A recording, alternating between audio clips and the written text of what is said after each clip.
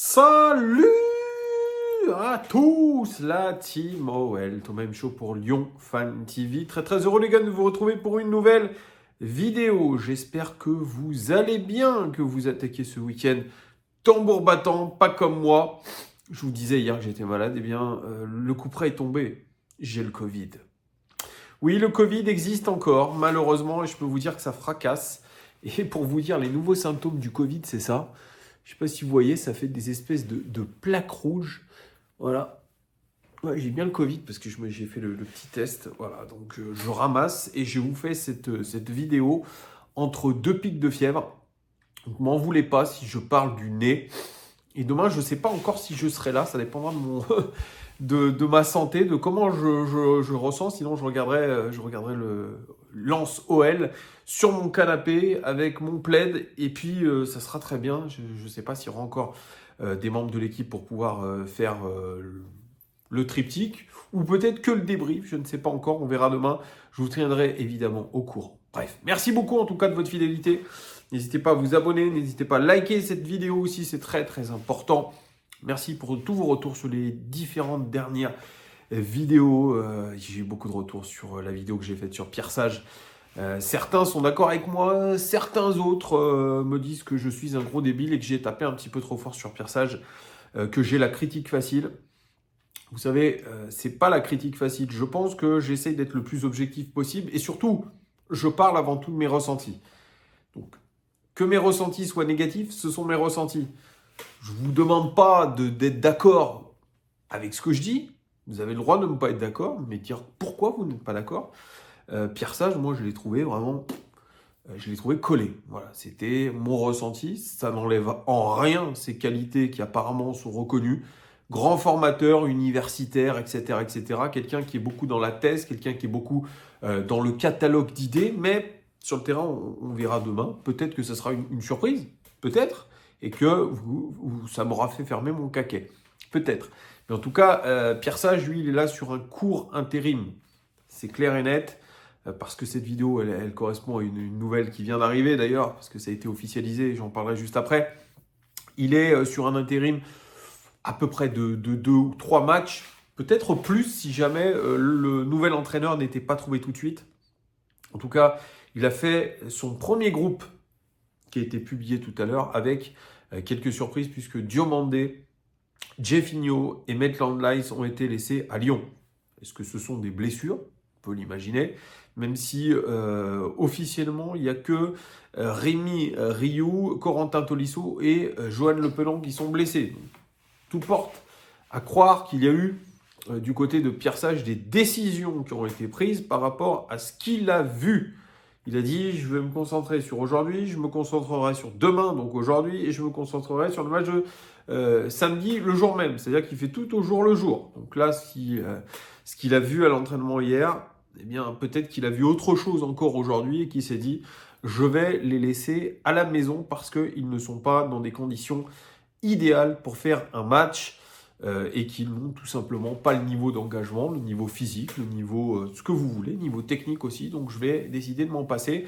Et quand vous voyez le milieu de terrain de l'Olympique Lyonnais, ça fait peur. On n'a absolument personne. Je suis curieux quand même de savoir quelle équipe il va mettre en place demain. Est-ce qu'il va réhabiliter les cadres ? Ça serait une vraie surprise. En tout cas, on attend avec impatience la première composition de Pierre Sage qui a une grosse mission, à savoir essayer d'aller prendre quelques points du côté de Lens. Ça serait bien de prendre au moins un point et 3 pour se laisser rêver de gagner un match sur 2 parce que c'est ce que je vous avais dit il y a 2-3 semaines où, selon les calculs de Antoine des Éditos, il fallait que l'Olympique Lyonnais gagne un match sur 2 jusqu'à la fin du championnat pour pouvoir se maintenir. Alors, l'officialisation aujourd'hui, c'est celle de David Friot. Je vous en ai parlé il y a tout juste une semaine. Son nom revenait pour devenir le nouveau directeur sportif de l'Olympique Lyonnais. Eh bien, c'est officiel. Il vient de signer. Dès aujourd'hui, on nous dit que son contrat commence le vendredi 1er décembre, à savoir aujourd'hui. On est à 24 jours de Noël. Il y a le calendrier de l'Avent. D'ailleurs, j'ai le calendrier de l'Avent de mon gosse qui est juste devant moi. Donc David Friot arrive en tant que directeur sportif, quelque chose qui était encore inenvisageable il y a quelques semaines en arrière. On rappelle l'interview de l'éphémère Santiago Cucci qui disait « Oh là, John Textor, il a décidé qu'il n'y avait pas besoin de directeur sportif parce que ça fonctionnait très bien dans les autres clubs du groupe Eagle, donc à l'Olympique Lyonnais, ça fonctionnera très bien sans directeur sportif. » Sauf que depuis, il a changé son fusil d'épaule et il a décidé de recruter un directeur sportif. Et un directeur sportif plutôt chevronné, puisque David Friot passe de l'Olympique de Marseille à l'Olympique Lyonnais, tout ça en une semaine. Donc on est en train de reconstituer le noyau olympien, puisqu'il a déjà bossé avec Mathieu Louis-Jean et Ben Charrier. Moi, vous connaissez mon point de vue là-dessus. Je ne suis pas réellement sûr que faire une cellule OM à l'intérieur de l'Olympique Lyonnais, ça soit le plus judicieux. Moi, je trouve que c'est contre-productif. Voilà. Ça prouve surtout un manque d'idées très clair de la part de John Textor, qui est clairement souvent à contre-temps. Et David Friot, donc je vous en ai fait un portrait, vous irez voir cette vidéo que je vous ai faite sur lui. David Friot, il a un peu d'expérience là-dedans et sa première mission, ça sera de trouver l'entraîneur de l'Olympique Lyonnais. Je pense qu'il est à la tâche déjà depuis une bonne semaine. Et si Genesio devait revenir à l'Olympique Lyonnais, eh bien, ça serait parce que David Friot aurait négocié correctement avec lui. On nous a parlé de Tudor, mais Tudor, c'est mort complet. Il n'a pas envie de venir à l'OL, il a envie d'aller en Serie A. Il y avait le nom de Sampaoli qui revenait, sauf que David Friot ne s'entend pas avec Giorgio Sampaoli. Donc Sampaoli probablement ne viendra pas à l'Olympique Lyonnais. Il y a le nom aussi de Will Steele, l'entraîneur belge de Reims, qui a circulé récemment aussi, mais on se doute que l'OL n'arrivera pas à enlever Will Steele de Reims en courte saison. Ça me paraît un petit peu compliqué. Ou peut-être que ça sera tout simplement une autre piste, hein, mais celle qui revient le plus, et je vous avais donné tout ça en exclusivité, c'était que Genesio était plutôt ouvert à revenir à l'Olympique Lyonnais. Alors il revient dans un autre contexte, hein, où il n'y aura pas Jean-Michel Aulas. Certains me disent dans l'oreillette que Genesio, vu ses très très bonnes relations avec Jean-Michel Aulas, serait une sorte de taupe pour Aulas. Je n'y crois pas réellement à tout ça. Vous pouvez me dire ça en commentaire si vous êtes un petit peu complotiste par rapport à ça. Savoir que Genesio pourrait donner des informations clés à Jean-Michel Aulas, vu qu'il sera de retour dans la sphère OL by John Textor. J'y crois très très peu. En tout cas, Genesio, c'est celui qui tiendrait l'accord, mais on n'est pas quand même. Il ne faut pas quand même écarter l'idée de voir un autre coach qui n'est pas du tout dans cette shortlist. Il faudra voir. Genesio, c'est le choix beaucoup des joueurs. Là, vous savez, à l'OL, c'est la République des joueurs et c'est un petit peu le problème. C'est que les joueurs font la pluie et le beau temps et ça a été un point quand même très très négatif ces dernières années, ces dernières saisons, de voir le pouvoir qu'ont pris les joueurs. Et c'est ce que disait d'ailleurs Peter Bosz dans une interview à une chaîne néerlandaise. Il dit le problème à Lyon, c'est que les joueurs ont trop de pouvoir et ça se révèle encore aujourd'hui. C'est le général Lacazette qui fait la pluie et le beau temps dans le vestiaire lyonnais. Après, est-ce qu'on peut lui en vouloir par rapport à la somme qui est dépensée par l'OL pour Lacazette, pour Tolisso, de devoir leur poser la question à savoir qu'est-ce qu'ils en pensent? Moi, je pense que c'est quand même la moindre des choses, quand vous payez des joueurs aussi chers, que de les impliquer dans un processus de recrutement d'un entraîneur. Alors, de là à leur donner autant de pouvoir, j'en sais rien, mais ça me paraît en tout cas logique de les sonder par rapport à tout ça. Donc David Friot, lui, vient avec cette première mission-là, trouver l'entraîneur. Et puis après, il devra faire le lien entre la cellule de recrutement, le directeur du football, s'il arrive. On avait parlé de Gerlinger, l'ancien manager du Bayern Munich. Et puis la cellule de recrutement, la direction du football et ensuite le sportif.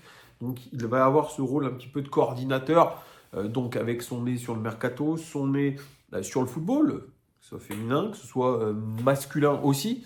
Féminin, donc comme on a vendu les féminines, je crois qu'il aura plus son peut-être la formation alors, peut-être le centre de formation avec Pierre Sage quand il y retournera. Il aura donc un rôle assez transversal, David Friot. J'attends d'avoir sa première interview pour voir ce qu'il va nous dire, quelles vont être clairement ses rôles, ses attributions. Je vous rappelle aussi que David Friot a été plus ou moins viré de l'Olympique Lyonnais à cause de l'Olympique de Marseille pour de soi-disant, je mets bien des guillemets, pour de soi-disant magouilles dans des transferts. Donc pareil, personnage un petit peu sulfureux, David Friot. On verra ce que ça va donner. Vous me direz, vous, en commentaire, ce que vous pensez de l'arrivée de David Friot en tant que directeur sportif. Il sera demain à Lens avec le groupe lyonnais. Est-ce qu'il va prendre la parole face au groupe lyonnais? C'est possible. Après, il y a une deuxième information, c'est Juninho qui a dit oui à John Textor. Il reste que des détails. Juninho a décidé de revenir et en tant que conseiller spécial de John Textor, il fera un mois à Lyon, une semaine par mois, pardon, excusez-moi, je suis un peu fatigué, une semaine par mois à Lyon, et puis le reste du temps, il sera à Rio de Janeiro. Donc, on reprend Juninho en télétravail. C'est génial, je ne sais pas ce qu'il va nous apporter. Alors, je sais qu'il a beaucoup de crédit. C'est incroyable, hein, c'est comme Pierre Sage. On fait du lyonisme, et vous savez que je déteste ça.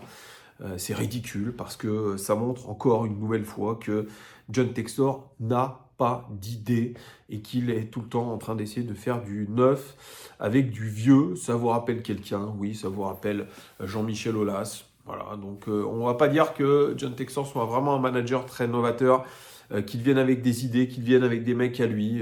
Il revient avec Juninho. On se demande clairement ce que dirait Juninho aujourd'hui, à part ce qu'il a dit déjà il y a 2 ans. Voilà, je suis pas du tout convaincu du retour de Juninho, mais on aura le temps, je pense, d'en reparler dans une prochaine vidéo. Dites-moi d'ailleurs si vous êtes pour ou contre ce retour de Juninho, est-ce que ça vous fait plaisir ou pas? Merci en tout cas de votre fidélité, je vous dis à très très vite, à demain je l'espère, sinon on se verra à travers d'autres vidéos. Ciao!